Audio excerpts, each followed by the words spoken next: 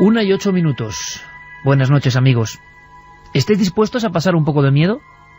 Ese es el planteamiento. Hacía tiempo que no lo sentíamos, pero ¿sabéis? La radio es siempre sorpresa. Y es sorpresa porque cuando uno está pergeñando ciertos temas, han pasado muchas cosas esta semana que tienen que ver con la genética, impresionante lo que se ha descubierto. Hay historias de arqueología también alucinantes que tenéis que conocer. Y estábamos nosotros, bueno, pues haciendo el pequeño gran puzzle de cada semana. Pero de pronto nos llegó una familia que pedía ayuda.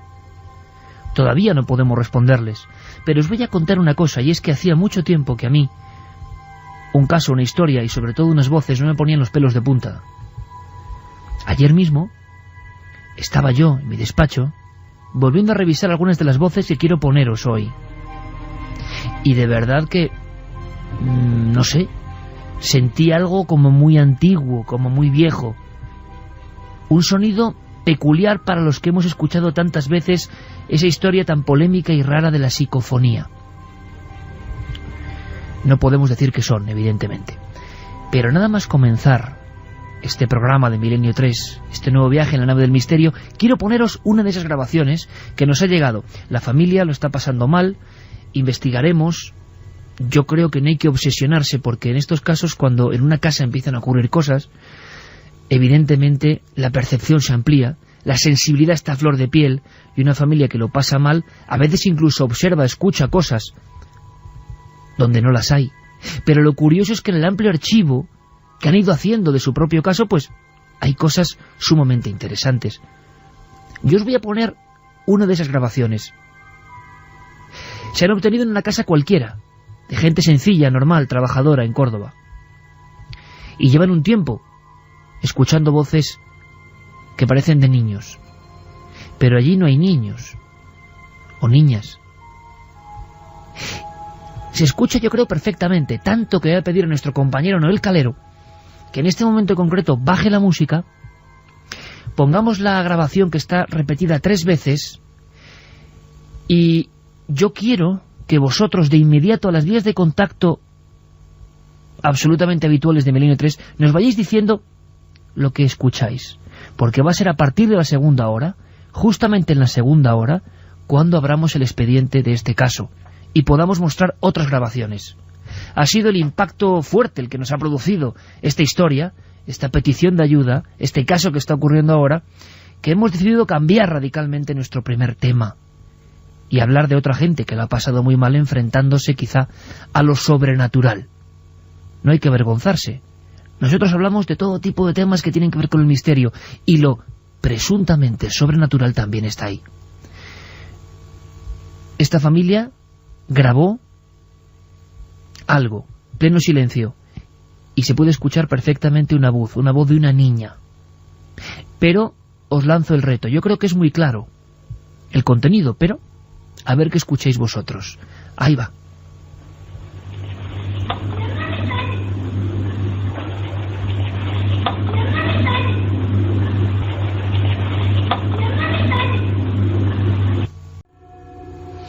¿Tú has escuchado algo, Carmen? Buenas madrugadas, Iker. Pues sí, se escucha la voz de una niña que parece de corta edad, muy a lo lejos, una típica voz psicofónica. Pero con el tono y timbre que diría el profesor Germán de Argumosa, ¿eh? Sí, y además dice cosas que, como siempre o casi siempre en las psicofonías, no son nada agradables. No me hagas daño. Pues ahí está el documento. A ver qué entendéis vosotros. Pero tenemos más grabaciones. Han ido llegando porque había un archivo importante de unos 50 o 60 en diferentes momentos. Lo que ocurre es que podemos decir ya que la inmensa mayoría no son, creemos, sonidos fuera de lo natural. ¿Tú has escuchado, Santiago? Buenas noches. Buenas noches, Iker. La verdad es que la psicofonía es impresionante, pero yo no estoy tan seguro como Carmen. La verdad, se distingue muy bien una voz femenina, una voz de corta edad, pero la verdad es que no he sido capaz de distinguir qué palabras, que se nota que hay palabras y que hay sílabas, pero no he conseguido identificarlas. A lo mejor si la vamos poniendo un poco más, pues consigo enterar. Vamos a hacer una cosa, Santi, vamos a volver a escucharla y os cuento una cosa. Hay alguna grabación que a mí sí me ha sorprendido, que tendremos que analizar con prudencia y con paciencia, porque entra de lleno en lo que queremos comentaros esta noche. El asunto de las apariciones tan antiguas, ¿verdad?, tan compañeras del hombre desde el principio. Bueno, pues con los móviles, de forma aparentemente accidental, esta familia, ya bastante inquieta y a la que pedimos tranquilidad y sosiego, porque nunca el nerviosismo, ¿verdad?, lleva a ningún sitio, aunque es fácil decirlo cuando uno lo ve desde fuera, pero sí que es cierto que la sugestión, y más colectiva, suele ser mala compañera de la visión casi científica de estos hechos. Y es que hay una filmación con un móvil que a mí me ha sorprendido. Seguramente tiene explicación, pero es el cuarto de estudio de la niña, quiero que lo imaginéis. De una niña, bueno, de una joven, casi rozando la veintena. Y está girando en su habitación con el móvil, esa visión del móvil fragmentada casi, y se ve perfectamente bajo el escritorio, con los libros de estudio, con una lamparita, que se mete alguien. O sea, que hay una especie de sombra muy oscura, como agazapada, que está como ocultándose además, que está como escondiéndose. La visión simple, en apenas fragmentos de segundo, a mí me recordó a algunos casos célebres, ¿no?, donde otros testigos afirmaban que sentían que había alguien con ellos y que de pronto unas sombras un poco alargadas pues casi reptaban o se escondían en ciertos lugares. Esta filmación es curiosa. Seguiremos investigando y vamos a ver, casi en tiempo real podemos ir comentándoles más cosas. Si tenéis dudas, y abrimos los contactos, porque aquí cada uno interpreta, sí que es cierto que la voz de la niña es muy clara y que es esa voz como de fondo. No es una voz dicha al micrófono, es como si el aire arrastrase los vocablos. Vamos a volver a escucharla, Noel.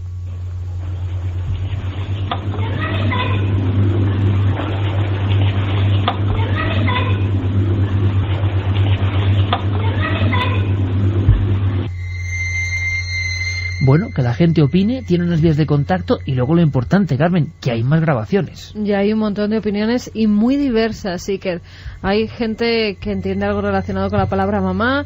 Bueno, hay muy diversas teorías, pero vamos a ir recogiendo en las vías de contacto lo que escucha cada uno de nuestros oyentes. Milenio3 con número @cadenaser.com, si nos escriben a través del correo electrónico 27640, palabra clave milenio, espacio vuestros mensajes, y también la página web Milenio3, vamos, en el foro de Milenio3, la página web de la cadena SER, www.cadenaser.com, y también está la encuesta Iker, que está ya en ikerjimenez.com, y que tiene un sentido tanto como unas películas que tienes aquí, porque el cine va a ser también protagonista en algún aspecto. Bueno, no el cine, personas de cine.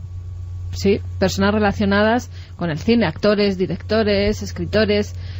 El debate de la semana en Milenio 3, ¿crees que los fantasmas son malignos? Ya ha votado la gente y por el momento un 84,2 piensa que no. Y la pregunta que yo lanzo al espacio sonoro es: ¿por qué ahora la gente de Milenio lanza una pregunta como tan de ultratumba, no? Bueno, porque vamos a hablar de ese concepto y vamos a hablar de personas de primer nivel, sobre todo artístico, creativo. Quizá hay una relación entre la creatividad, la sensibilidad, las artes, sean musicales, sean interpretativas, sean pictóricas, y la visión de algo que no es ordinario.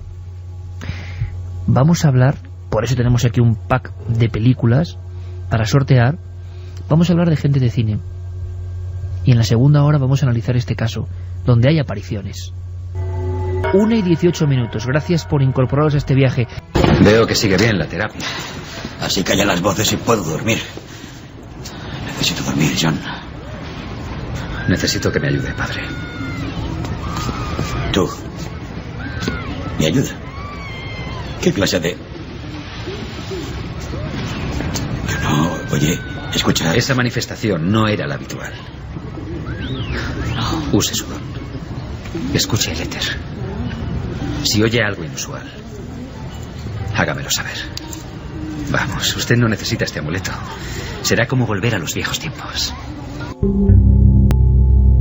Primer expediente, primera sorpresa, gente importante que quizá por serlo, por ser iconos mundiales, no han tenido reparos en decir, sí, creo que yo vi un fantasma. Pues escuchábamos un fragmento de la película Constantine, y esta película es importante en la vida de Keanu Reeves porque justo cuando están en el estreno de la película es cuando él se decide a contar su verdadera historia de terror, historias con fantasmas, historia en la que él asegura en una entrevista que ve muertos.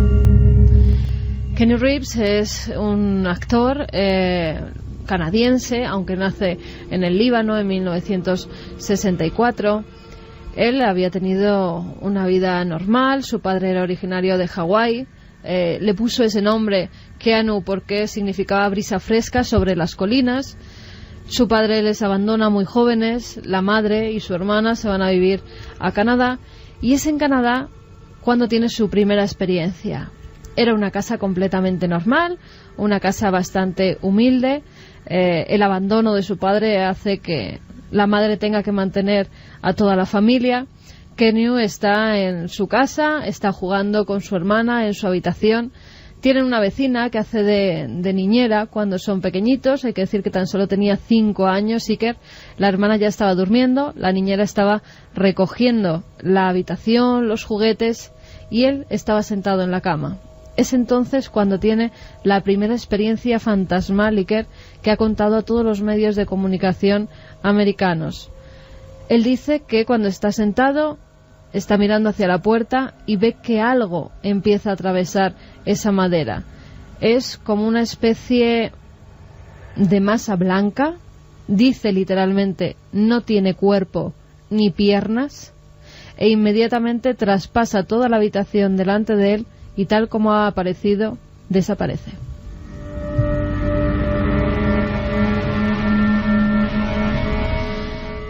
La verdad es que ha tenido, después, ya siendo mayor, una vida de éxitos, pero también muy difícil. Sus películas le han dado fama, le han dado dinero, pero su vida personal no ha sido tan fantástica como ha sido su vida profesional. En su vida personal, él conoce a una actriz, a Jennifer Sim, vive varios años con ella, se queda embarazada, esperan con gran ilusión ese niño. Cuando va a dar a luz, ya a los 9 meses, están completamente emocionados con el nacimiento de esa niña, pero en el parto los médicos les dan una mala noticia: la niña ha nacido muerta.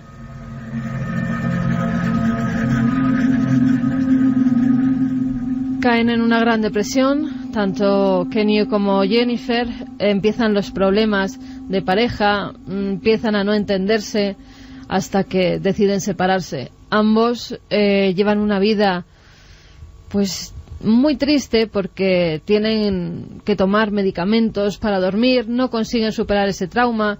Keanu Reeves incluso llega a jugarse la vida en la moto por las noches, aparecía por algunas calles de Nueva York con la moto, con las luces apagadas, a toda velocidad, para ver si un camión, un coche se lo llevaban por delante. Ya no significaba para él nada su vida.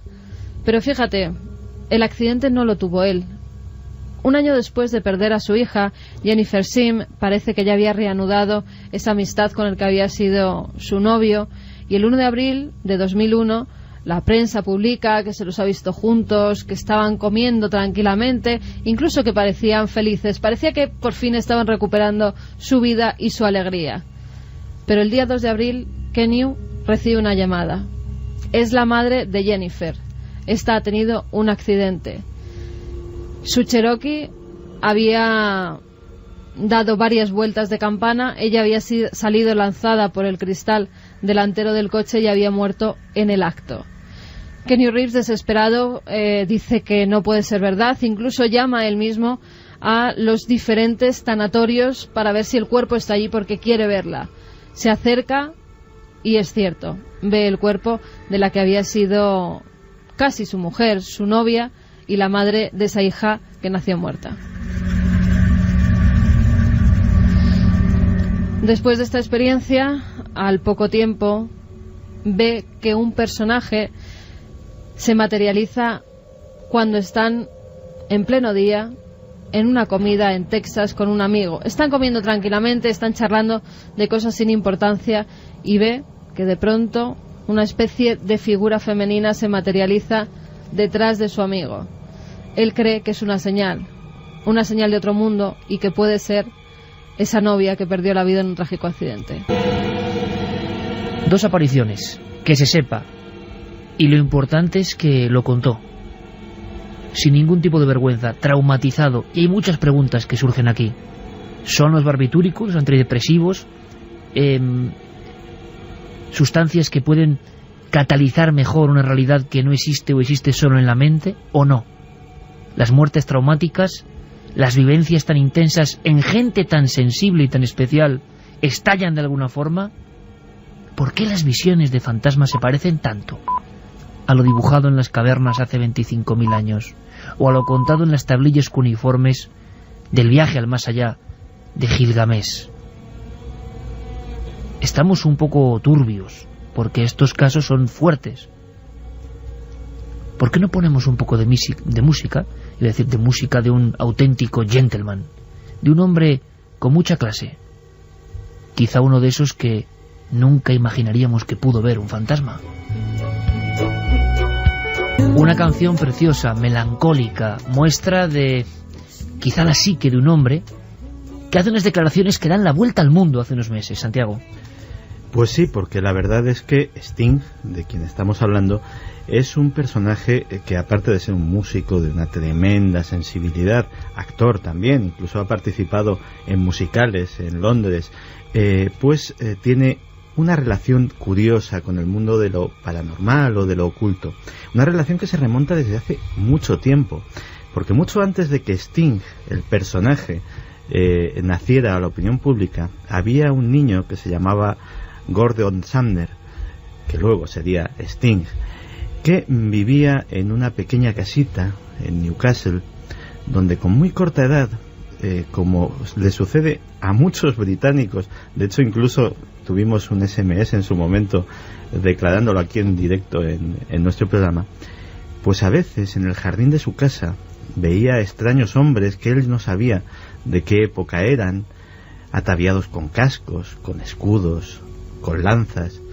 Luego, cuando fue al colegio, supo que eran soldados romanos, o que era lo que parecían, y no sabía si achacarlo a algo de su fantasía infantil, o si realmente a esa corta edad pues ya tenía una sensibilidad especial, como dicen que tienen muchos niños, para ver lo que es invisible para los adultos. Pero bueno, pasaron los años, terminó la escuela.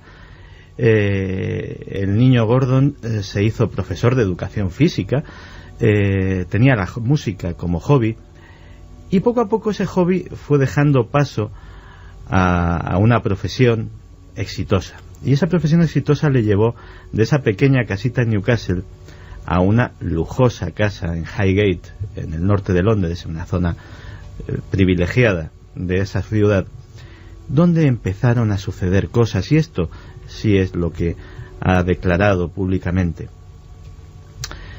Es curioso porque la historia de lo que le sucede a Sting en su casa de Highgate se parece muchísimo, y los oyentes lo podrán comprobar, a la sucesión de acontecimientos de la famosa película Poltergeist.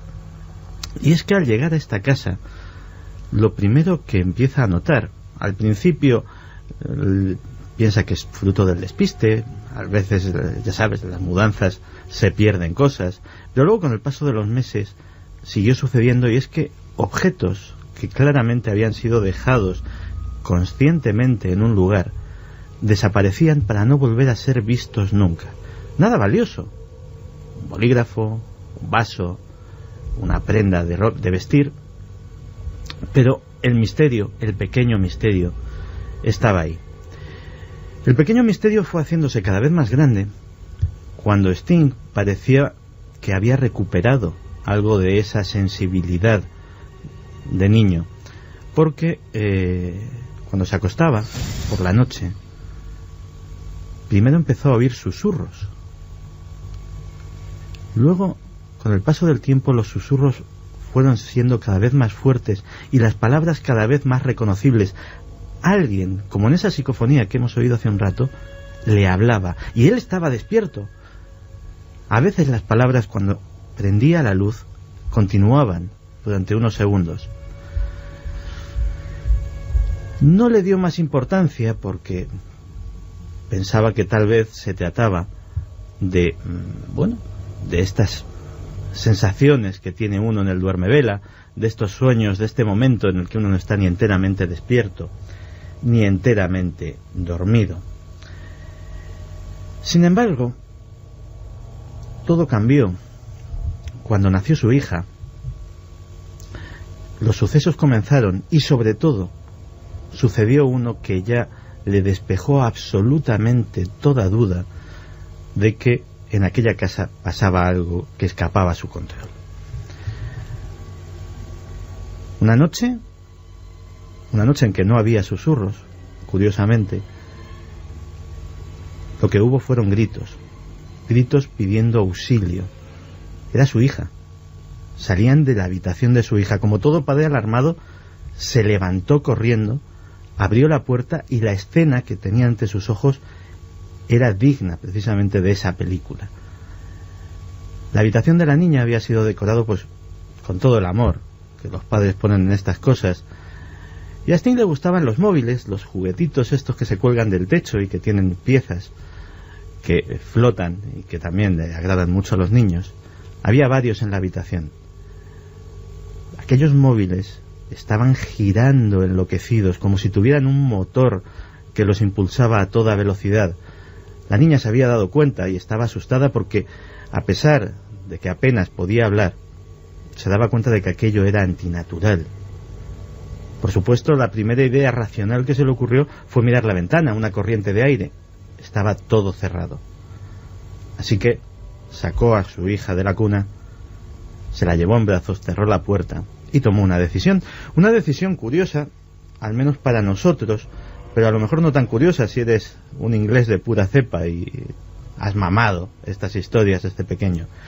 Y es que recurrió a un grupo de cazafantasmas profesionales, llamémoslo así, de parapsicólogos. Supongo que parecidos a nuestro grupo EPTA o a otros por el estilo que han circulado por nuestro país. Y el caso es que algo de éxito debieron de tener, porque efectivamente lo que relata Sting es que tras la intervención de este grupo de parapsicólogos, la casa quedó tranquila, las cosas dejaron de perderse, los susurros se callaron y los juguetes no se movieron más que para hacer reír a la niña. 1:37.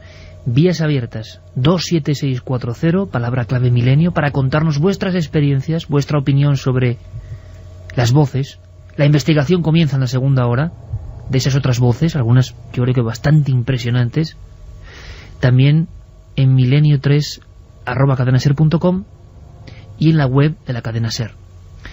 Estoy acordándome ahora, e incorporo otro caso a la limón, antes de que Carmen nos cuente otra historia de una célebre actriz cuyo suceso ya podemos definir casi como grave. Pero cuando Santiago Camacho estaba hablando de esa zona de Londres,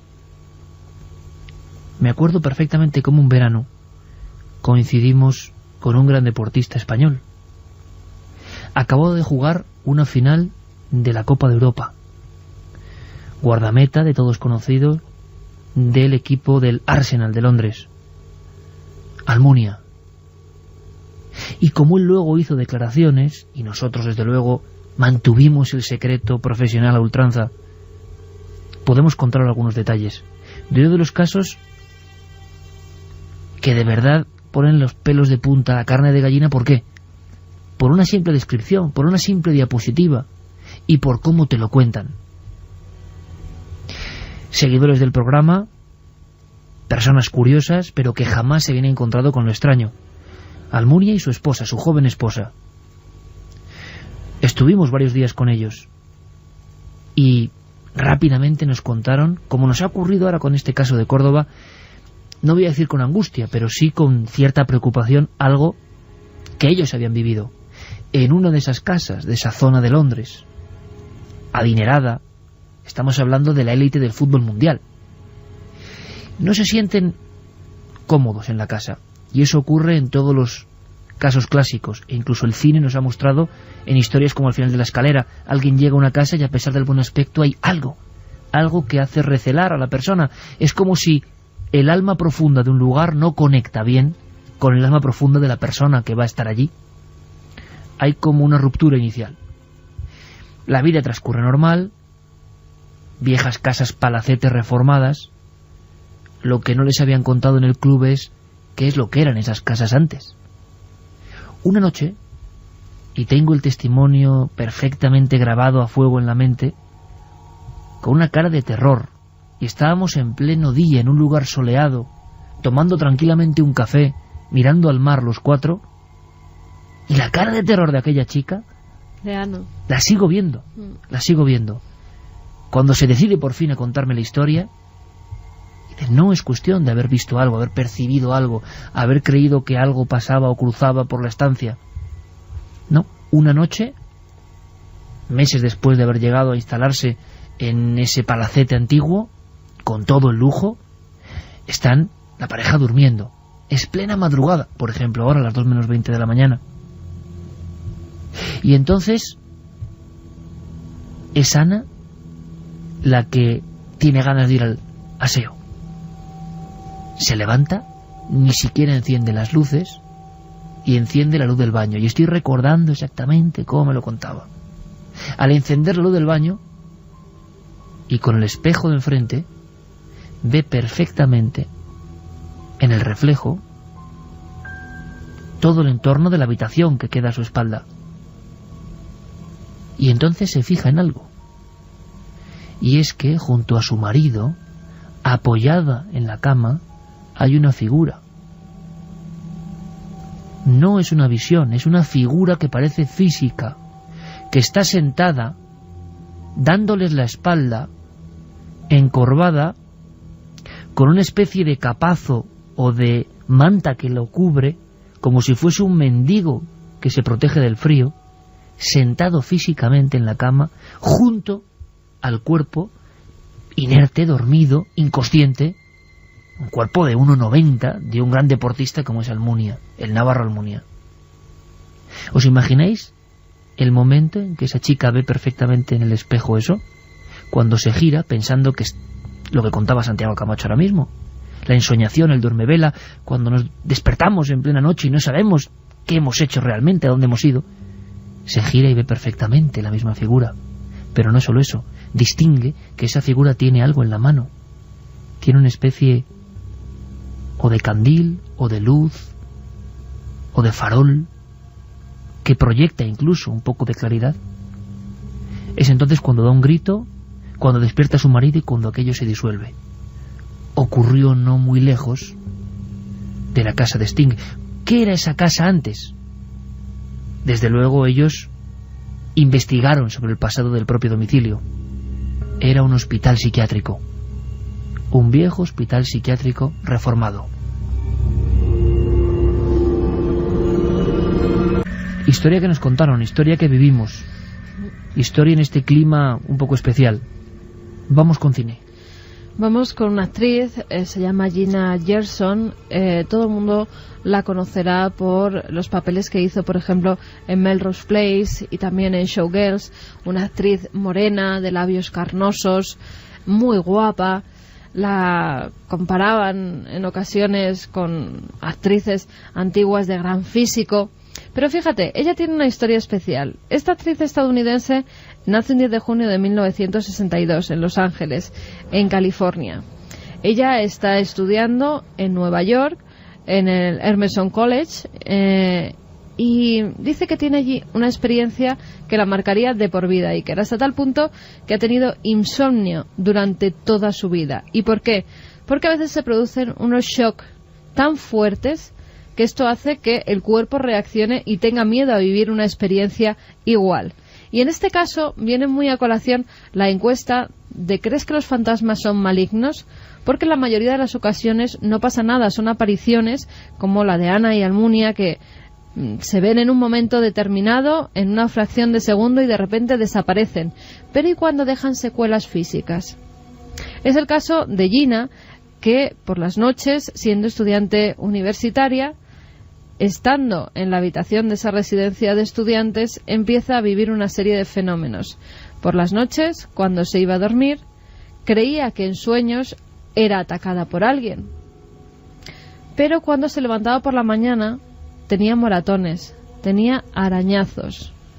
Su compañera de habitación decía que estaba dormida, pero que parecía tener unas extrañas pesadillas. Incluso Iker llegaron a sujetarla a la cama para ver si era ella misma la que se hacía esos rasguños, esos arañazos, y no era así. Ella soñaba con un personaje grande, un hombre calvo, muy fuerte, con una expresión muy agresiva, que siempre la cogía del cuello. Por la mañana se levantaba con marcas en el cuello. Pero fíjate, en esta ocasión, ella sí lo ha contado a la televisión. Esto era lo que decía.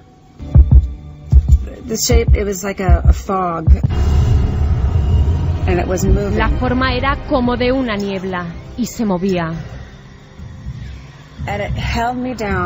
Me empujó hacia la cama e intenté mover mis manos y abrir la boca, pero no me dejaba abrirla.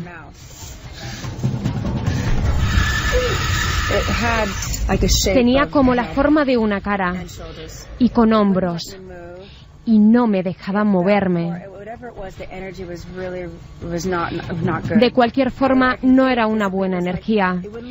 Físicamente sentía como si no me dejara respirar. Pensaba que me iba a morir. Una experiencia muy similar.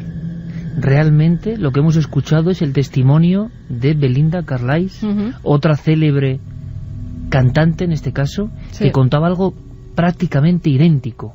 La expresión de alguien y casi la asfixia o el sueño paralizante. Sí, eran los dos casos, Iker, de mujeres que han sido atacadas, digámoslo así, por seres fantasmales. En el caso que hemos escuchado de Belinda, ella sí que veía una especie de neblina, tal y como decía, azulada, que la impedía moverse de la cama, que incluso la impedía gritar por esas manos que se aferraban a su cuello.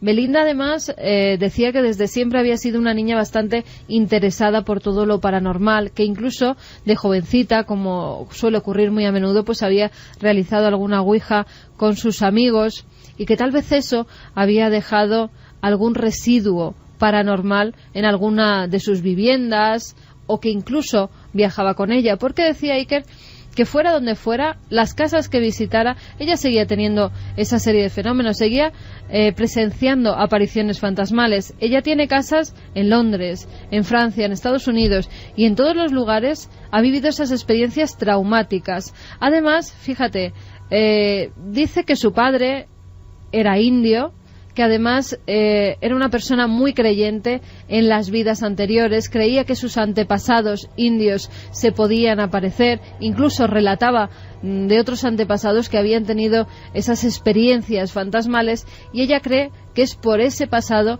que también le persiguen los fantasmas. Ya lo tiene como una cosa normal, pero fíjate, Iker, tuvo que estar en tratamiento durante varios años e incluso llegó a estar ingresada tras vivir una experiencia que hoy por hoy no han podido explicar. Ella, con 17 años, está en casa de sus padres en California, está sentada en una silla, había estado leyendo, en un momento dado empieza a tener mucho sueño, se duerme y se despierta con el roce de alguien que la toca el brazo. Enseguida da un respingo en la silla y se da cuenta de que no está sentada, que está elevada unos centímetros encima de la silla. Su madre es testigo de esos hechos. Eso le causa un trauma a Iker, que durante días no la deja dormir, que durante días además está como en estado de shock, hasta que sus padres deciden ingresarla en un centro para que intenten explicarla porque ha vivido esa serie de fenómenos.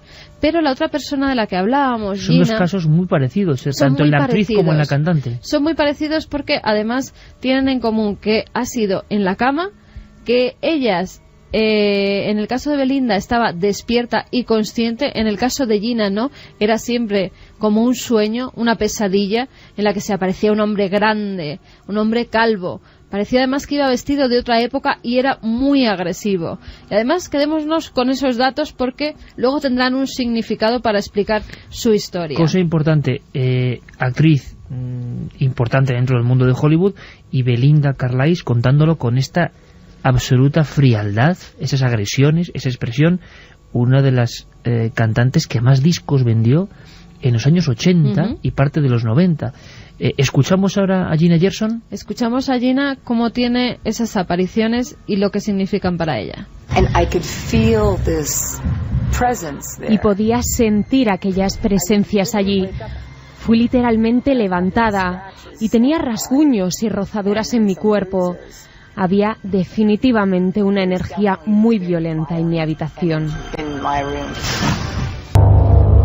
Pues Gina decide investigar. Cuando ocurren estas cosas, quieren saber por qué ocurren, si ese lugar ha tenido una historia. Si ese lugar, que en otra ocasión, en otros años, fue habitado por otras personas, si ha tenido algún suceso truculento dentro de esas paredes. Y sí que lo tenía.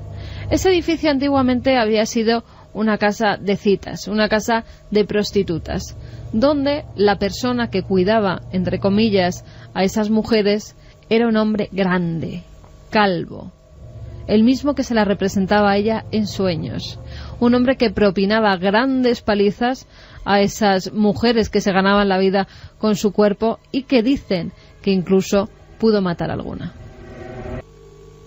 He encontrado los números, corresponden a la casa prefabricada de tu madre. Es ahí a donde debemos ir. No me hagas esto, por favor. Ya sé lo que parece. ¿Quieres que vayamos al lugar donde se supone que pasará? ¿Estás loco? Tenemos que intentarlo, todos moriremos. Quedaos ahí, llego enseguida. No, si vamos a las cuevas seguro que nos salvaremos. Dijiste que ahí estaríamos a salvo. No lo salvaremos en las cuevas, ni en ningún lado. La radiación penetrará 1 kilómetro en la corteza terrestre, ¿entiendes? Nuestra única oportunidad es ir a donde nos guían los números. Allí es donde debemos ir. No pienso creerte. Voces muy altas, discusiones, escena de cine, señales del futuro, Next, tantas películas que tienen que ver con lo paranormal. Muchas personas nos han preguntado por qué esa conexión de lo misterioso, de lo sobrenatural, con uno de los actores y de las voces dobladas al castellano sigue siendo igual de reconocible, de Nicolas Cage. Nicolas Cage tuvo una experiencia traumática en otra casa de leyenda. Hizo como un desafío a la propia leyenda. Sí, porque Nicolas Cage está saliendo últimamente mucho en el programa. Apenas hace unas semanas hablábamos de sus intereses por el cine de Murnau, por la masonería, por determinados temas. Pero es que yo creo que a veces sucede que un encuentro con lo desconocido impacta tanto, deja tantas incógnitas en la mente de una persona que uno va buscando respuestas allá donde puede. Es que efectivamente Nicolas Cage ha hecho una apuesta extraña al destino o a lo extraño, pero esa apuesta tiene un origen. A principios de la década de los 80, un muy joven Nicolas Cage se encontraba acogido, viviendo en casa de su tío, el director Francis Ford Coppola. Él quería ser actor, su tío se había ofrecido a ayudarle y pues en el ático, en la buhardilla, le habían habilitado una pequeña habitación. La casa era antigua, aquel ático estaba lleno de ruidos extraños, en parte debido a que los muros de madera tenían una cámara de aire en la que anidaban los murciélagos y los rasguñeos, los chillidos de los animales pues le hacían difícil conciliar el sueño. Una de aquellas noches, nada más apagar la luz, escuchó un ruido que, a pesar de esa extraña sinfonía que le acompañaba a diario, nunca había escuchado. Parecía como si unos dedos cautelosos tanteasen el pomo de la puerta y lo hicieran girar lentamente. Encendió la luz de la habitación y efectivamente pudo comprobar que esto estaba sucediendo. Finalmente, la puerta se abrió. y en el dintel apareció una silueta femenina. Nicolas Cage no sintió absolutamente ningún miedo, porque lo primero que pensó era que su tía había subido a darle las buenas noches. De hecho lo dicho, buenas noches, pero la figura se quedó silenciosa, no respondió, y Nicolas sintió un escalofrío cuando aquella silueta extendió uno de sus brazos hacia él y comenzó a avanzar, no tanto porque avanzase, sino porque comprobó que se deslizaba, que no había pies ni piernas que se moviesen debajo de aquella silueta. Y a medida que se fue acercando, él fue distinguiendo más detalles de la figura, en especial una larga cabellera negra que le cubría el rostro, como en estas películas japonesas de fantasmas. Nicolas estaba paralizado, pero en un momento dado consiguió gritar, y a falta de un arma mejor, arrojó la almohada que tenía a mano, se la arrojó a la silueta.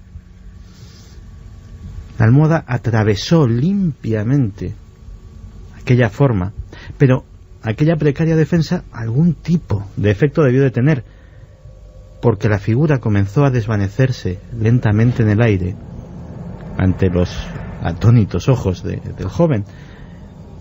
Por supuesto, esa misma noche, sin atender ni a ruegos ni a peticiones, Nicolas Cage abandonó definitivamente la casa de su tío.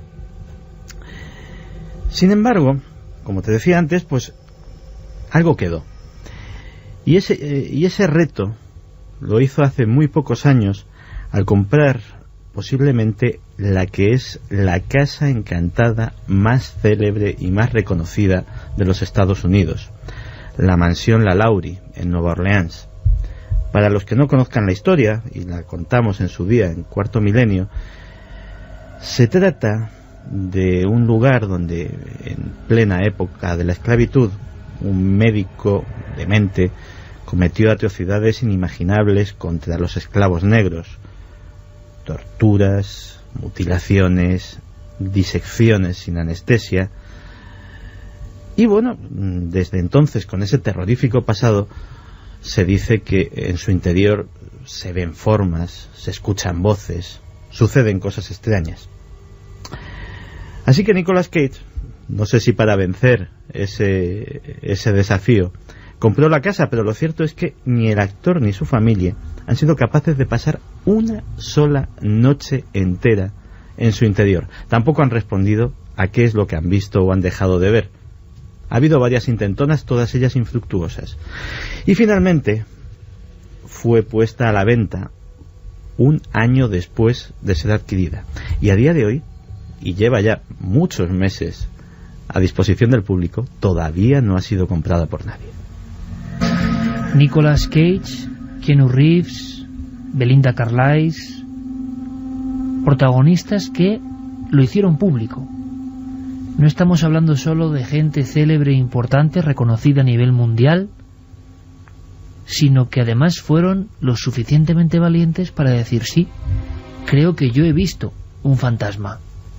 Y hacerlo con todos los detalles, cosa que yo creo que, por ejemplo, en España, con esa vergüenza o ese rubor que tenemos, o quizá porque la gente no ha visto estas cosas, aunque no lo creo, pues no podemos ni imaginarlo. Personajes que, y estáis escuchando las declaraciones, lo dijeron como para hacer un autoexorcismo, para quitarse ese peso, esa angustia. En la segunda hora continuamos con casos de personas célebres que seguro que ya no vais a poder olvidar.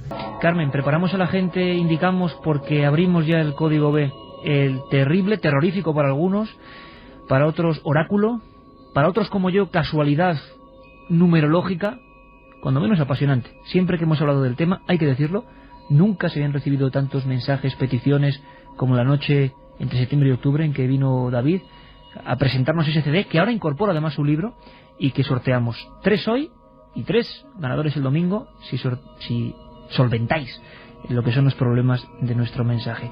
Carmen, ¿a partir de ahora qué pueden hacer los oyentes? Quien se incorpore, por ejemplo, ahora mismo. Pues a partir de ahora pueden mandar mensajes al 7640, palabra clave milenio, para que en el código B en el código que ha realizado veamos si hay Javier Zurdo, búsquedas que... veamos si hay búsquedas y qué dicen esas búsquedas, esas palabras que se cruzan con otras, pues de lo que puede ser un mensaje. Porque David ha hecho una serie de listados de muchas búsquedas, de muchos temas. Habrá algunos que no tengamos, por supuesto, que hayamos hecho esa búsqueda, pero otros que sí. Hemos hecho como una gran base de datos. Algunos son clásicos, otros son estremecedores, y todo esto en lo profético yo es que prefiero no creérmelo. Es decir, los profetas siempre me han parecido unos agoreros y unos tíos, con perdón, que es que siempre dicen cosas malas. No hay profetas que digan cosas buenas habitualmente. Siempre las profecías se suelen tomar a toro pasado, ¿no? Ya cuando han ocurrido los hechos. Anteriormente, tal vez... Menos en el código de la Biblia. Claro, en el código de la Biblia, ¿no? Porque si recuerdas, Carmen, estuvo con nosotros Michael Drosnin, periodista del Washington Post y del Wall Street Journal, y que descubre el código. Ahora vamos a contar brevemente la historia. Y avisa a alguien que luego será asesinado.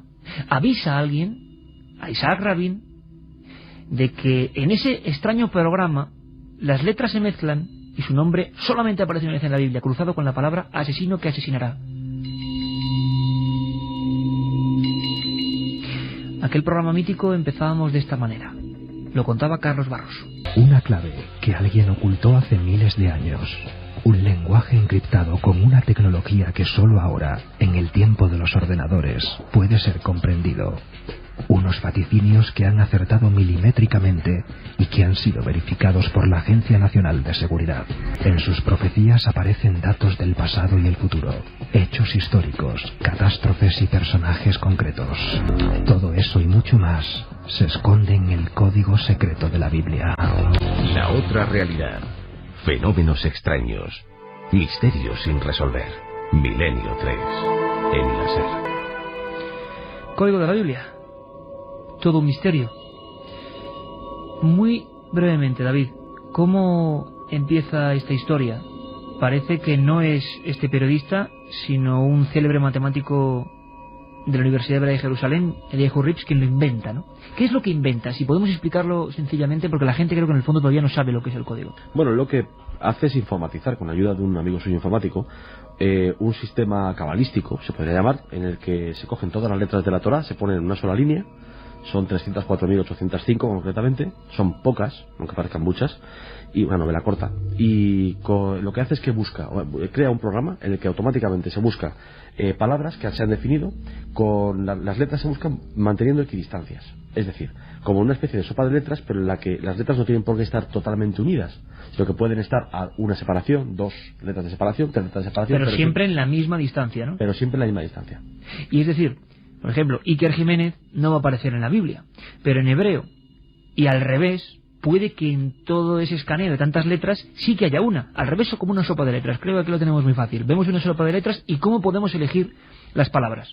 Pues bueno, lo que ocurre es que a raíz de esa búsqueda de Iker Jiménez, ¿con qué se cruza esa palabra? Y a veces ha habido grandísimas sorpresas, porque las palabras, las cruces de estos códigos, de estas letras que busca ese programa, tienen sentido. Y a veces un sentido milimétrico.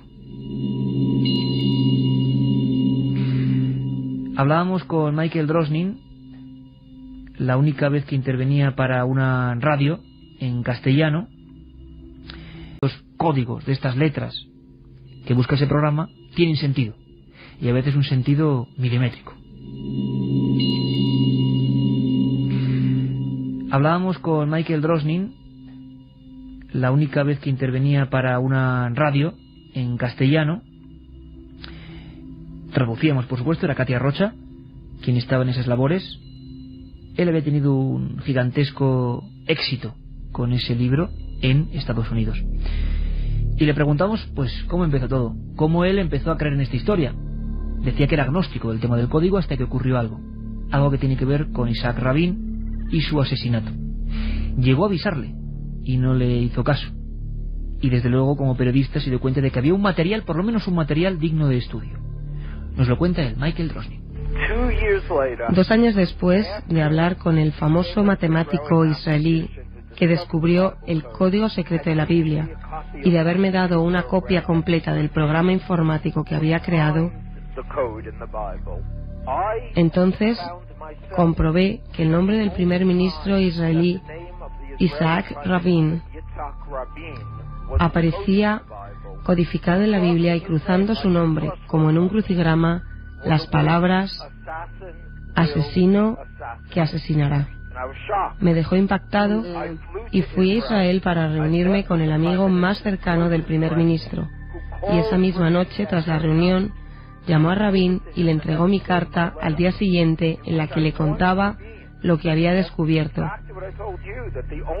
que la única vez que su nombre aparecía en el código de la Biblia, asesino que asesinará cruzaba su nombre, y debía tomárselo en serio, porque el asesinato de Kennedy estaba también en el código secreto de la Biblia. Esto fue un año antes de su muerte. Así se encontró este periodista con un misterio gigantesco, de gigantescas proporciones. Una persona que nos confesó que no era religiosa y que sin embargo empezó con Eliyahu Rips a probar ese código. Dicen que muchas de esas profecías informáticas en un texto tan viejo fueron verificadas por especialistas de la Agencia Nacional de Seguridad, los mismos que han hecho esos programas tipo Carnívoro, de los que antes hablábamos. David, código secreto de la Biblia, tú lo has traducido, lo has llamado código B, lo has acercado a nuestros problemas más cotidianos, has hecho búsquedas mucho más depuradas y perfeccionadas y sobre todo has logrado que nosotros, cada uno de nosotros, pueda tener el código en su ordenador, que eso creo que es la base. ¿Cuáles son las profecías del código más célebres? Las que quizás hacen que esos descubrimientos de Drosnin sean un impacto mundial. Hay algunas que incluso se refieren al 11S, hay que decirlo así de claro, y con diversos aciertos bastante estremecedores, cruces de palabras bastante curiosos, ¿no, David? Bueno, el que hace saltar el código de la Biblia a la palestra y al conocimiento mundial es el que has comentado antes de Isaac Rabin, escrito en hebreo y cruzado por, solo aparece una vez, hay que tenerlo en cuenta, y cruzado por asesino que asesinara. Cuando el luctuoso hecho pues se dio y el ministro israelí, siempre el ministro israelí fue batido a tiros, pues luego se vio que había más palabras que en el momento antes de que ocurriera no se podían saber, pero después sí, que también aparecían en esas sopa de letras, como por ejemplo el nombre del asesino, que era Amir. ¿Qué ocurre? Claro que aparecía el nombre del asesino en la misma pantalla, digamos, escaneada en ese trozo de la Biblia, ¿no? Exacto. Nosotros, vamos a ver, como no conocemos la clave del código, si la conociéramos podríamos leer directamente, como decíamos antes en la criptografía, el mensaje en claro. No lo tenemos. Tenemos que buscar puertas traseras, vericuetos, formas de encontrar. Pero cuando se da un mensaje con tanta precisión, pues la verdad es que es difícil pensar que es solo una casualidad o que siempre es una casualidad. Porque hayas dado uno de los datos más importantes, David. No nos da simplemente una respuesta. Hay que buscar los elementos, que eso mucha gente no sabe. Es decir, si nosotros, para que saliese el nombre de ese culpable, habría que teclear Amir a ver si salía, ¿no? Ese es el problema de no tener o no conocer esa clave. Claro, para que la gente lo entienda bien. No es que saliese por... Bueno, primero que, imagínate, en esa sopa de letras en hebreo lo que puede salir y no... Pero claro, perfectamente el nombre, si nosotros no tecleamos, el ordenador no nos puede llevar hasta ese lugar, ¿no? No nos puede llevar hasta ese lugar porque el ordenador no es un ser inteligente que vaya... Bueno, busca sobre lo que nosotros le vamos indicando. Pero podemos hacer muchas comprobaciones. Tú has dicho antes y has dado, creo que en el clavo, el hecho de que lo mejor es que cada usuario, cada persona que quiera, el lector o, bueno, pues que tenga interés por este tema, se instale el programita y entonces él mismo pueda buscar lo que él considere pues conveniente, porque nuestra interpretación es básica. Cuando antes, por ejemplo, decíamos el caso del fallo de, por ejemplo, con Rajoy, también encontramos fallos, a veces, por ejemplo, como... Hay que recordar que fue en la primera hora que Rajoy ponía éxito 2004. Sí, éxito 2004, lo asociábamos a las elecciones, como era lógico, porque era lo que se celebraba en el año 2004, en marzo, pero bueno, pues el caso es que fue un error. Y sí que es verdad que hay, por ejemplo, un caso también muy importante, que es el de un meteorito que podría destruir la Tierra hipotéticamente a principios de los años del siglo XXI, y que buscando con más profundidad se da uno cuenta de que también aparecen cerca palabras como hombre desviar o hombre postergar. Bueno, entonces estas palabras, claro, el mensaje a veces se puede incluso invertir, es decir lo contrario de lo que nos parecía en un principio.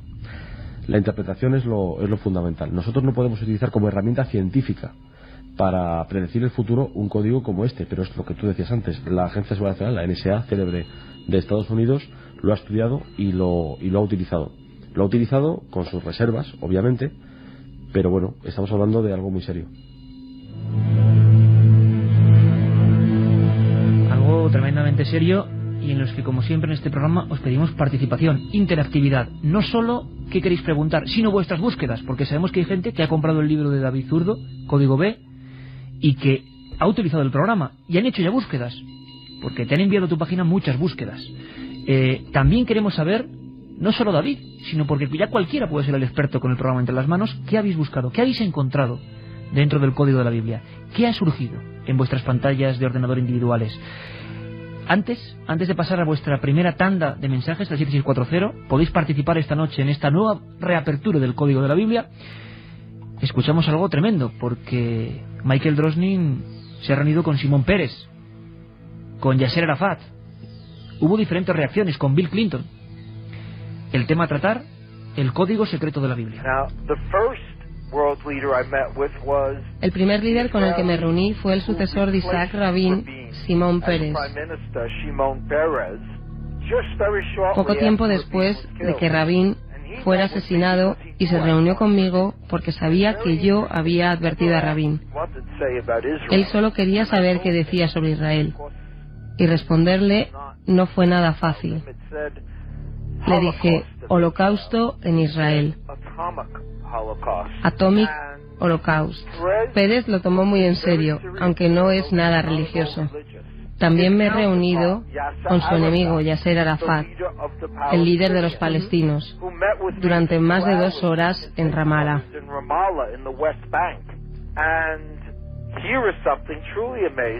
Había algo realmente increíble.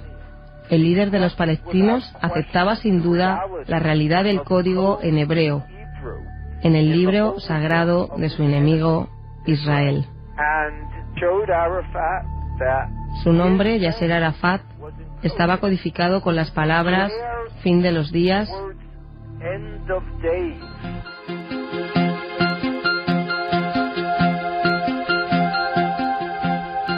Y vamos con los mensajes a ese 7640, palabra clave, Milenio. Ya sabéis que sorteamos 3 libros con esos 3 CDs que vienen incluidos del libro de David Zurdo, El Código B. La actualidad es la que llama al Código B. Buscar esto. Felipe, Leticia, niños. Bueno, como si fuera el oráculo. ¿Tú has buscado esa, has hecho esa búsqueda, David? Pues no, concretamente esa no. Algunas otras que, bueno, pues que no relacionan tampoco, no. La verdad es que no se mezcla mucho el nombre Felipe con, bueno, con Leticia. De hecho, no aparece en la Biblia. Sí con Ortiz. Felipe también y esposa Reinar, o sea, quiero decir que, bueno, ese tipo de mensajes, pero concretamente lo de los niños, que bueno, es el heredero que a todo, pues también heredero a una corona se le pide, pues supongo que llegará, pero todavía la Biblia no nos lo dice, desde luego. Conchi, desde la Romería del Rocío, nos dice, ¿por qué no probáis buscar Da Vinci en el Código de la Biblia? Se ha hecho ese experimento, Da Vinci. ¿Qué sale en torno a ese genio encriptador en su época? Bueno, yo antes, y permíteme, quería decir que, claro, todos los usuarios pueden buscar y encontrar miles de mensajes. Yo solo soy una persona y no tengo un tiempo ilimitado, pero sí, yo encontré... Me gustaría que hicieras una cosa, David, porque además va a ser muy gráfico para todo el mundo. Cuando tú, bueno, te lees tu libro, bueno, tú no porque lo has escrito, pero metes el CD, Da Vinci.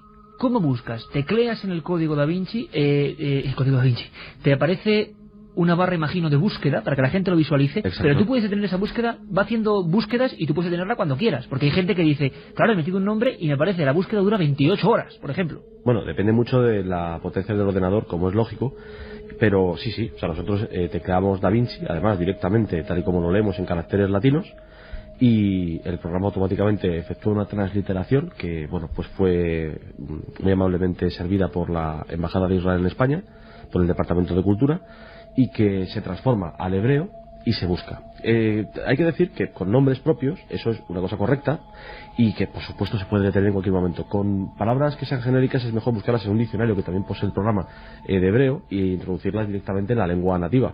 Aquí, de todas maneras, podemos decir que cada uno es un mundo y que hay que trabajárselo y ver qué es lo que se puede ir encontrando, y luego, por la relación entre palabras y su configuración geométrica, pues quiero decir con esto, que estén más cerca, más lejos, sean más cortas, más largas. Claro, porque en el programa lo que nos aparece es la pantalla del ordenador que ha escaneado una zona donde aparece esa palabra que buscamos y ya la relación con otras palabras, ¿no? Bueno, aparece la palabra y luego las otras que hemos definido, si se relacionan o no se relacionan. Cuando se relacionan, pues aparecen por ahí, digamos que como esa especie de sopa de letras. Bueno, pues esa configuración nos tiene que decir a nosotros lo que nos parece. Cuando Isaac Rabin, lo que decíamos antes, aparecía cruzado solamente una vez con asesino que asesinará, mejor dicho, aparecía solamente una vez Isaac Rabin y además cruzado con asesino que asesinará. Claro, es que ese mensaje nos parece muy fiable. Si luego no hubiese ocurrido, diríamos, bueno, pues, ¿qué se le va a hacer? Pero es que, de hecho, ocurrió y solo apareció una vez. Bueno, ¿y con Da Vinci? Sí, con Da Vinci, que lo hemos dejado al pobre olvidado, pues aparece vio futuro. Genio, vio futuro, perdón. Da Vinci, genio, se cruza con genio y vio futuro. Desde luego, bonita descripción dentro del código. Da Vinci vio futuro. Bueno, desde luego no me extraña que Drosnin, antes que todos nosotros, hablando con Elia Hurrips y viendo todo esto, se quedara absolutamente ensimismado. José desde Manises, Valencia, nos dice: preguntar al código secreto quién te escribió. Se ha preguntado, se ha hecho muchas veces, ¿no? Buscar la clave del código. Eso se ha hecho, la clave no se ha encontrado. ¿Quién te escribió? Bueno, pues dependiendo de cómo se realicen las búsquedas, pues ha aparecido incluso el nombre de Yahvé cruzado en una espectacular búsqueda con el propio código. ¿Por qué espectacular, David? ¿La pantalla que veríamos? Porque en la pantalla veríamos lo que parecería ser una cruz.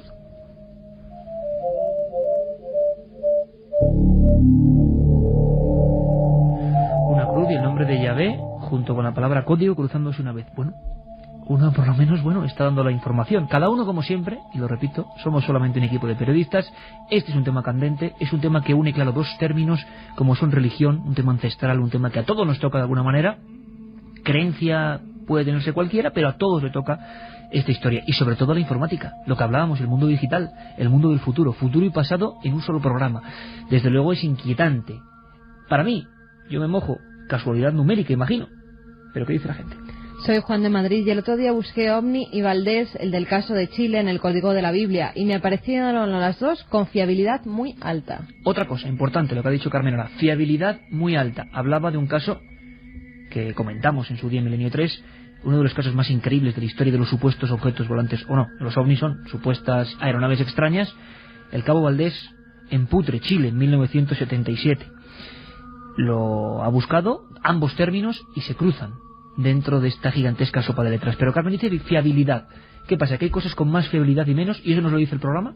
Sí, el programa dispone de un cálculo de fiabilidad estadística que no tenemos que tomarlo como un dogma, ni muchísimo menos, porque depende también de esa casualidad de la que hablábamos antes, puesto que el código sea absolutamente algo real y cifrado por una mente superior, o no lo sea, aún así la parte estadística siempre está incluida. ¿Por qué? Porque no conocemos la clave, insisto. El programa por supuesto nos da una estimación. Nuestra estimación personal tiene que estar por encima de esa estimación del programa, pero sí nos da una estimación estadística, sí. Por ejemplo, la de Isaac Rabin, con el signo que se hará una sola vez cruzándose, sería una fiabilidad altísima, claro. No, sería una fiabilidad de una entre muchos millones. Y, por ejemplo, se habló también, aunque sé que es un tema espinoso, pero hubo, una repercusión tremenda porque aparecía una serie de cruces entre 11S, Bin Laden, Nueva York, ¿no? Sí, el nombre es Laden, el apellido de este terrorista, 11S.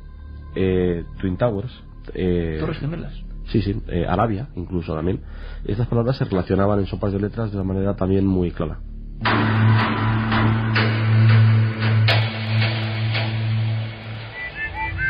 Pedro desde Madrid nos dice: he descubierto que el código de la Biblia no predice el futuro, sino los posibles futuros. Es otra teoría importante, ¿no? A pesar de que yo sigo diciendo que el futuro lo va haciendo cada uno, pero, siempre se ha creído, ¿no?, en oráculos, desde que el hombre pintaba en cavernas su mano, ¿no? Ya muchas veces se empezó a leer las líneas de la mano, desde ese mismo instante prácticamente, intentando ver cómo podía ser el más acá o el más allá. Lo cierto y verdad es que a día de hoy el código es una gigantesca curiosidad. Y muchos dicen que son señales, que no es algo que vaya a suceder, porque uno de los mensajes más tremendos es eso de fin de los días 2006. Yo creo que no hay que hacer mucho caso a esto, ¿no? Bueno, hay una cosa que también tenemos que tener en cuenta, que es que aparecen mensajes cifrados con años posteriores a 2006, 2007, 2008. Claro, o sea que se han hecho búsquedas después del 2006 y también aparece. Claro, luego, haciendo una interpretación de ello, que yo es lo que propongo a todo lector, que haga una interpretación personal de todo esto. Yo solo pongo en sus manos los medios para que haga esa interpretación, porque yo aquí no estoy haciendo ningún oráculo ni nada por el estilo. No hay ningún profeta, que no. El nuevo Nostradamus informático. Exactamente. Yo pongo simplemente en sus manos la posibilidad de hacer sus propias búsquedas y sacar sus conclusiones. Sí que es cierto que, bueno, pues siempre hay un gran margen a la duda en todas las búsquedas que nosotros podamos realizar. Podemos ver o creer que nos está dando información del futuro, que esa información es una posibilidad de muchas. No sé, quiero decir. Claro, que es una posibilidad, porque hay que decirlo. Unas noches después de aquel durísimo programa que hicimos con todos los amigos, con tantos oyentes a los que siempre tenemos en la memoria, ¿no?, que han dejado de escuchar Milenio 3 forzosamente después del terrible 11M y que están siempre en la memoria. Y otros que están saliendo, que seguimos en contacto con ellos, sí, y me van escribiendo cómo van saliendo y cómo se van recuperando. Hay una amiga Amparo. Amparo, ¿no?, que nos decía que ya ha vuelto al trabajo. Desde Alicante, que ya ha vuelto al trabajo y que ya está, después de la rehabilitación, pues con todas sus fuerzas para seguir adelante. Oyentes de Milenio 3, que algunos desgraciadamente, como decíamos, y otros siguen siempre mirando hacia adelante, pero sí es cierto, porque la gente lo preguntaba, es cierto y es así, y por favor pongamos toda la distancia del mundo, pero que sí, como parecía lo de las Torres Gemelas, y podía parecer otras cosas, cuando se ha buscado en el código 11M, sí salían términos como Atocha y demás, ¿no? Sí, bueno, yo he encontrado un mensaje que es 11M relacionado con Atocha y Pozo, ambas palabras, y además Atocha y Pozo se cruzan, y solamente sale 2 veces en el código. No es una como en el caso de Isaac Rabin, pero son solamente 2.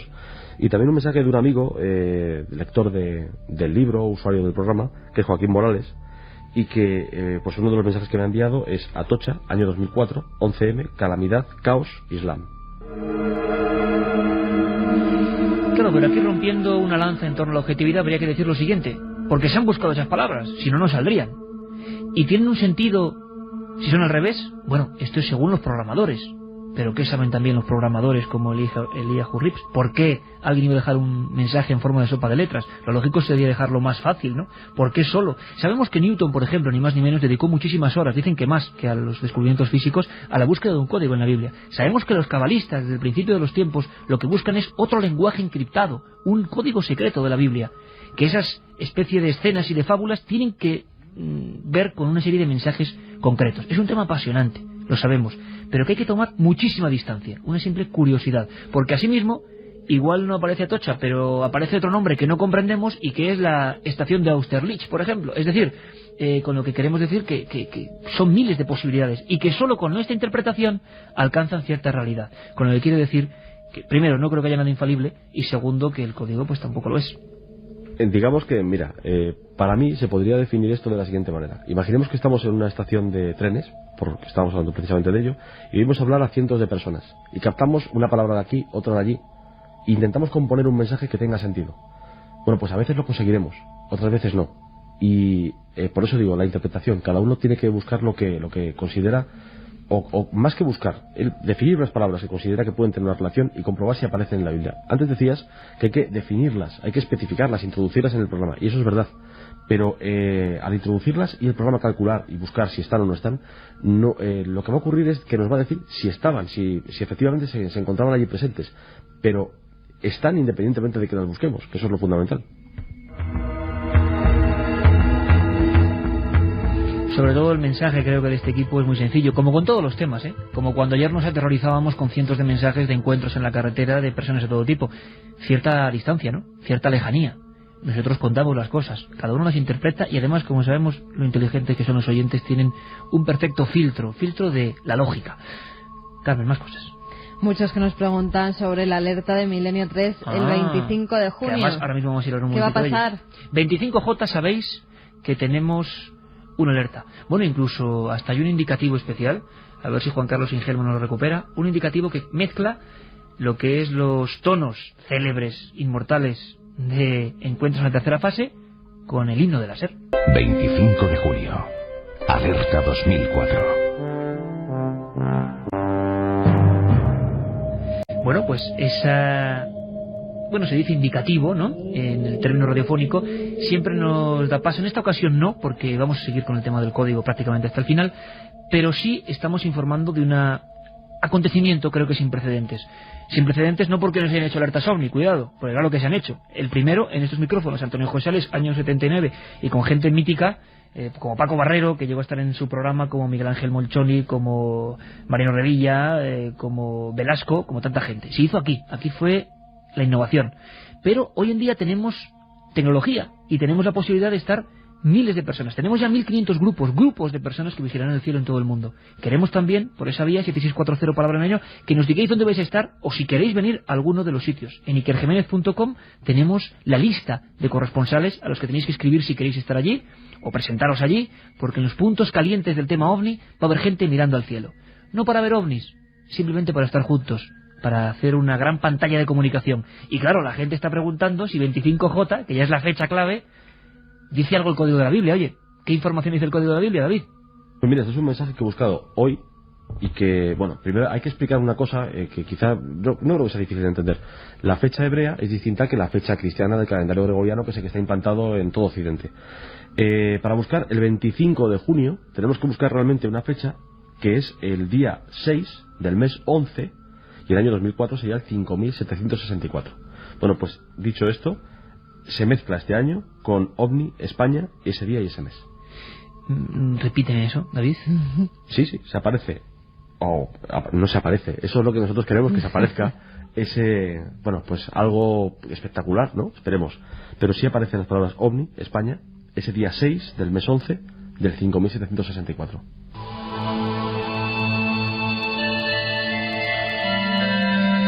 Bueno, pues ojalá.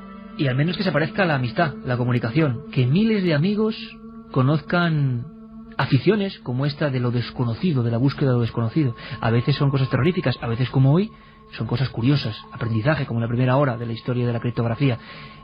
Va a ser una noche única, se vea o no se vean en el cielo, se verán cosas en la radio, sin duda alguna, se verán, digo, porque va a ser una unión de la tecnología, de todos los medios, de los SMS, de las fotos enviadas por la gente destacada en diferentes grupos, de el tinglao que vamos a montar en Madrid, en un punto que esta semana ya os vamos a decir, en Madrid, programa en abierto, por favor, queremos que estéis con nosotros, por fin, tanto que decís que un programa con público, pero con público y al aire libre, todos juntos, con invitados de máximo nivel, con casos, con historias que llevaban mucho tiempo guardándose, y viajando por toda España y el mundo a esos lugares desiertos, praderas, carreteras, montañas, donde han ocurrido casos. Seremos cientos de miles de ojos mirando al cielo.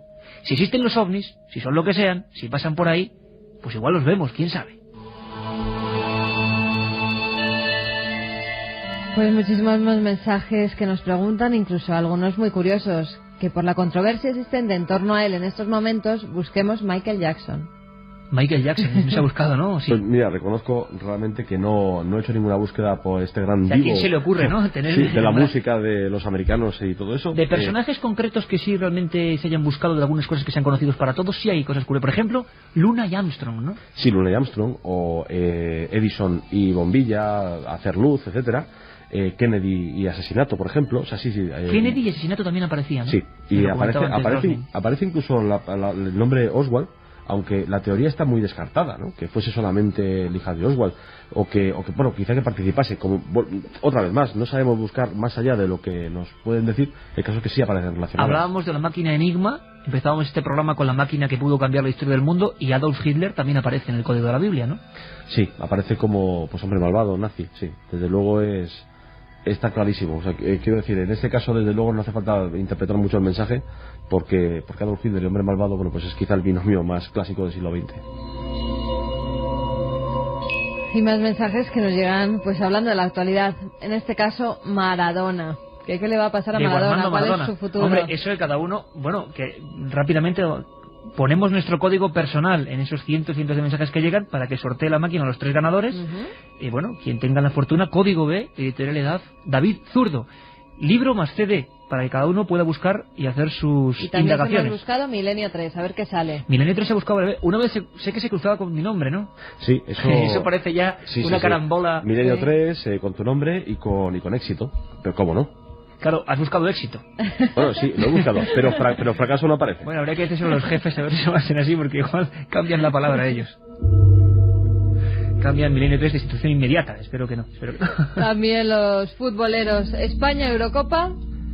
Claro. Pues la verdad es que es una pregunta muy evidente en estas fechas, pero que he de reconocer que no he realizado. Porque han llegado miles de búsquedas de preguntas a tu página web que ahora no tenemos que dar. Sí, por supuesto. Bueno, y personas que han participado, y si repetís en 30 segundos, me gustaría decir, pues personas que de verdad, o sea, amigos, que se han puesto en contacto conmigo a través de la página, y que son, por ejemplo, Carlos Prieto, Juan García y Kirfa Keller, que incluso proponían traducir el código al alemán, Qué bueno. Miguel Arroyo, sí, o sea, quiero decir que personas que realmente yo les agradezco muchísimo el interés y que realmente ellos, ni yo ni ellos sabemos ni dejamos de saber, es decir, lo que hacemos es pero tu investigar. labor es tremenda, porque has conseguido que eso que era tan polémico y tan lejano a todos y de un estadounidense esté en nuestra casa. Bueno, yo lo he puesto, ya digo, en manos de las personas que quieran buscar y que quieran buscar lo que realmente les interese.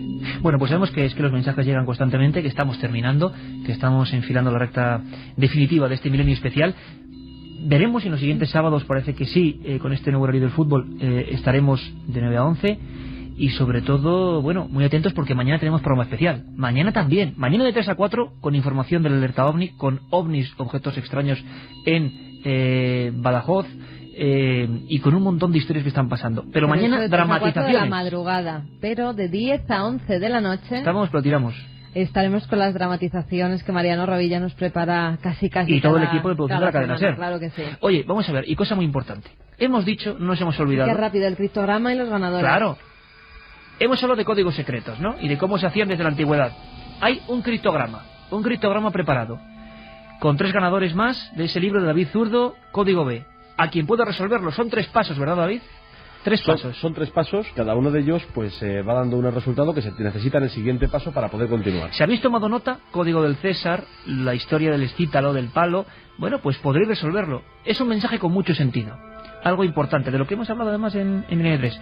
¿La página cuál es, David? Todo el mundo, tomad nota. ¿Cuál es la página? Sí, lo voy a decir 2 veces para que no haya www.codigob.com, código B todo junto, la barra normal, la del 7, la que está encima del 7, juego.htm, es decir, www.codigob.com /juego.htm. Y ahí está el reto interactivo de esta noche. Hemos hablado de un tema y queremos saber quiénes lo vais a resolver. Ha habido 3 ganadores que ya se han llevado el libro. Ha habido 3 ganadores que ya se han llevado el libro. Uno de ellos es María Luisa, que dice: no me vuelvo a conectar a internet, no quiero ser espiada por nadie. Hombre, tampoco es eso, ¿no? Un libro va para ella. Jorge de Las Palmas: desde que oigo vuestro programa voy por los museos y los libros buscando mensajes ocultos. Bueno, por lo menos que vaya a los museos y a los libros, eso ya es y algo. Paz, que nos dice que dice el código B sobre la noche de vigilancia de los cielos. Ya lo hemos dicho, ¿no? Que algo puede ocurrir, ojalá. Yo lo que quiero es que sea una historia inolvidable de comunicación. También toda la Iker, vamos a tecnología contestar a Almu desde Aranjuez, que nos decía: hola chicos, ¿no firmáis este año en la Feria del Libro? Pues sí, vamos a estar 2 días, el domingo 6 de junio por la mañana, estará tanto Iker Jiménez como yo, y el sábado 12 de junio por la tarde, pues también estaremos ahí para lo que queráis. David, ¿tú cuándo estás? Sí, yo voy a estar el sábado 12 también, pues hacia las 12, 11 de la mañana o por ahí, pues ya sabéis, hasta la hora de comer. Hay que ir el 6 y sobre todo el 12, que estaremos la tripleta, ¿no? Y muchos más amigos del Archivo del Misterio y de este programa de Milenio 3 que van a estar por ahí por la Feria del Libro. Bueno, que ha sido un placer, David. Un gran placer. Haber repasado la historia desde las cavernas hasta Julio César, hasta Leonardo da Vinci, hasta la máquina Enigma y hasta Internet con los máximos especialistas, los códigos secretos. Y ahora el reto en esa página, códigob.com /juego, ¿no? Juego.htm. Bueno, y ahí lo diremos el domingo, eso sí, habrá que esforzarse. Domingo de madrugada daremos los ganadores, pero no os olvidéis que mañana a las 10 de la noche estamos aquí con todos los Estuvo Juan Carlos Ingermo, el Nado del Misterio. Un abrazo, hasta mañana.